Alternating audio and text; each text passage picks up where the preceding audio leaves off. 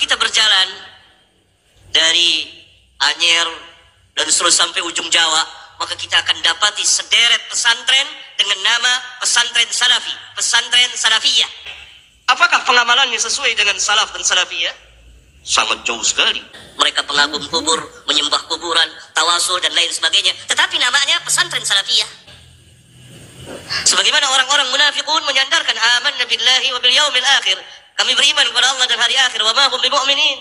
Dan mereka bukanlah orang-orang yang beriman. Assalamualaikum warahmatullahi wabarakatuh. Alhamdulillah wassalatu wassalamu ala Rasulillah wa ala alihi wa sahbihi wa man wala amma ba'du. Seorang Ustadz Wahabi yang sudah sepuh, Ustadz Abdul Hakim Abdad, Mbah Abdul Hakim Abdad ya. Dia sudah sepuh, tapi maaf masih belum bisa menjaga lisannya.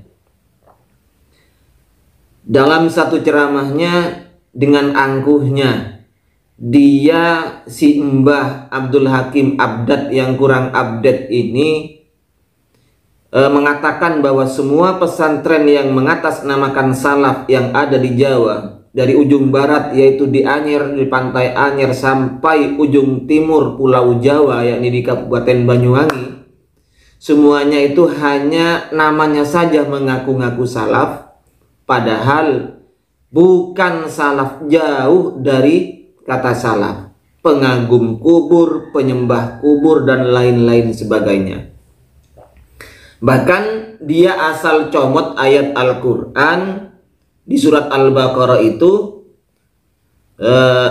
amanna billahi wal yaumil akhir. Kalau lengkapnya, wa minan nasi may yaqulu amanna billahi wa bil yaumil akhir wa ma hum bimu'minin.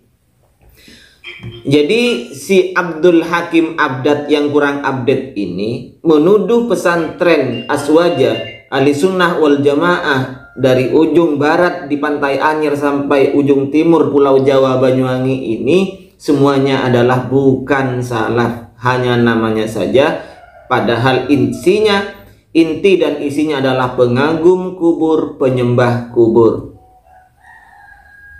Kong Hakim Abdad, maaf ya, karena sampian Anda telah mulut tidak bisa menjaga mulutnya, saya ini terpaksa juga ngomong agak rada-rada halus kasar seperti ini. Jadi Anda asal comot ayat Al-Quran yang memang ayat Al-Quran itu untuk orang-orang munafik dulu di zaman Rasulullah Sallallahu Alaihi Wasallam. Baik, saya juga pinjam bahasanya Kuzakah. Di bawahnya ayat itu ada ayat yang berbunyi, wa idza qila lahum aminu kama amanan nas qalu anu'minu kama amanas sufaha ala innahum humus sufaha'u walakin la ya'lamun. Jika dikatakan berimanlah kalian bagaimana orang-orang yang telah beriman, katakanlah masuklah kalian seperti orang-orang Aswaja sebagaimana imannya orang-orang Aswaja. Misalnya jangan suka mencaci maki orang lain, maka Anda mengatakan, orang-orang Wahabi ini mengatakan qalu anu'minu kama amanas sufaha. Maka orang-orang Wahabi ini akan berkata qalu anu'minu kama amanas sufaha. Orang Wahabi ini akan mengatakan, apakah saya harus beriman seperti imannya Aswaja yang bodoh-bodoh itu? Maka ayat berikutnya, kelanjutan ayat itu, ala innahum humus sufaha, elunya yang tolol sebenarnya, walakin la ya'lamun, tetapi elu ini tidak mau ngaku bahwa tolol. Kenyataannya orang-orang Wahabi, ustadz sutat Wahabi ini banyak baca Qur'annya tidak bener, tajwidnya salah, baca kitabnya tidak bener, nahu dan sarofnya salsalun wasalbutun kata orang Madura.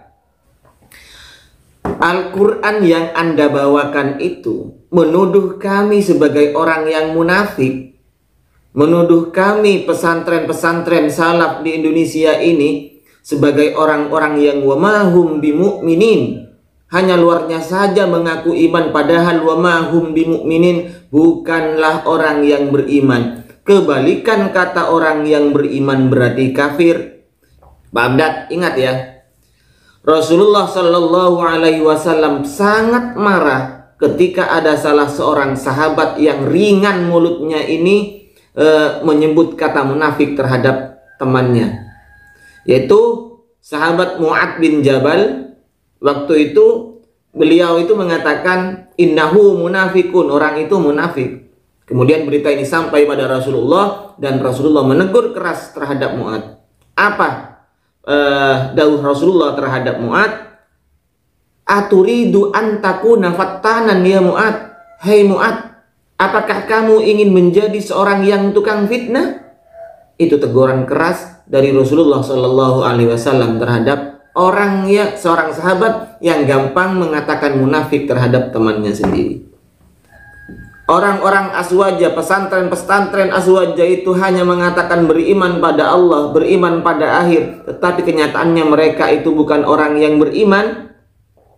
Jika tuduhan ini yang Anda tuduhkan, arahkan terhadap pesantren Aswaja, ingat Rasulullah Shallallahu Alaihi Wasallam bersabda, ayyumamri'in qala li akhihi, dalam lafaz lain, idza qala ar-rajulu li akhihi ya kafir. Jika ada orang yang mengatakan kafir terhadap temannya, terhadap saudaranya, faqad ba'a biha ahaduhuma, maka tuduhan itu akan kembali kepada salah satunya, in kana kama qala, jika memang yang diucapkan itu benar.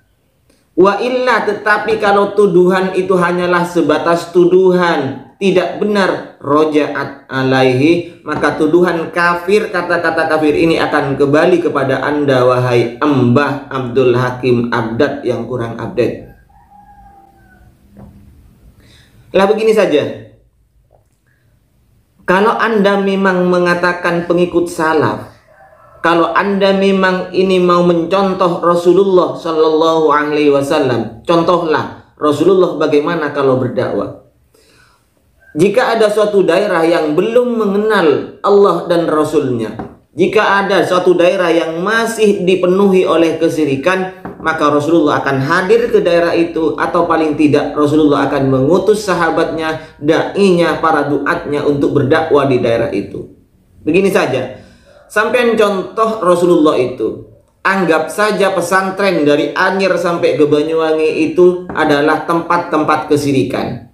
Contohlah Rasulullah, Anda datangi pesantren itu, Anda utus teman-teman Anda untuk berdakwah di pesantren itu, jika Anda memang punya kemaluan, jika Anda memang seorang laki-laki.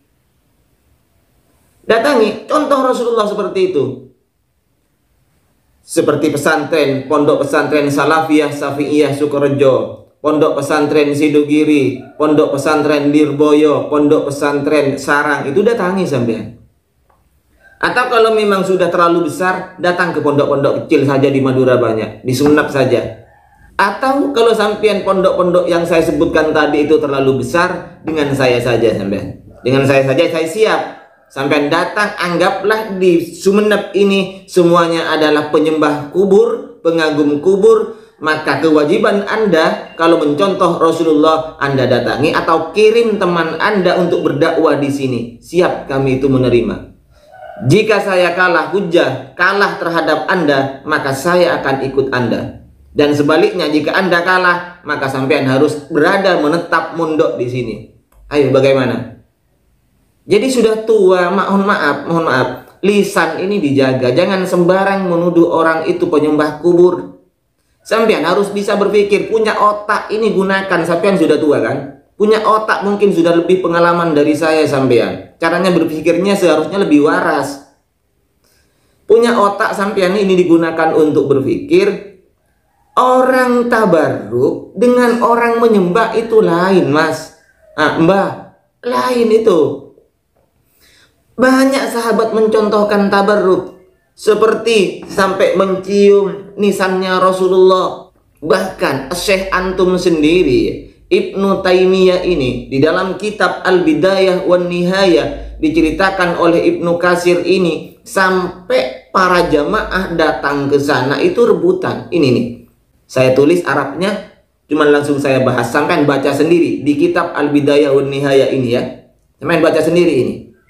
Jadi jamaah ini sampai menunggu berebutan duduk gantian untuk mengambil berkah dari jenazahnya Ibnu Taimiyah. Mereka membaca Quran ketika Ibnu Taimiyah sudah meninggal dunia. Dan kemudian mereka itu minum dari air pemandian Ibnu Taimiyah. Bahkan ini sangat aneh sekali menurut saya. Jadi air untuk memandikan jenazahnya ini sampai tidak jatuh ke bawah, ini jadi rebutan oleh murid-muridnya Ibnu Taimiyah. Ini yang bercerita Ibnu Katsir loh, muridnya Ibnu Taimiyah sendiri. Seharusnya Anda ini menyebut mereka, Ibnu Katsir dan teman-temannya, sebagai murid Ibnu Taimiyah itu adalah sebagai penyembah Ibnu Taimiyah. Jadi harus dibedakan loh. Harus dibedakan mana yang menyembah kubur, mana orang yang bertabarruk, mana orang yang cinta terhadap orang yang soleh. Ini harus bedakan. Orang yang datang ke kuburan, orang yang datang ke kiai misalnya, orang yang datang ke kuburan para wali misalnya, ini bukan menyembah. Karena an-naf'u wad-dar, kita yakin itu hanyalah Allah Subhanahu wa ta'ala, bukan orang soleh itu, Pak Hakim. Jadi sebaiknya sampean datangi pesantren-pesantren di seluruh Jawa ini dan Madura ini. Anggap saja pesantren ini adalah tempat kesyirikan dan kewajiban Anda untuk mendatangi, memberikan dakwah di sana. Kalau Anda memang punya kemaluan.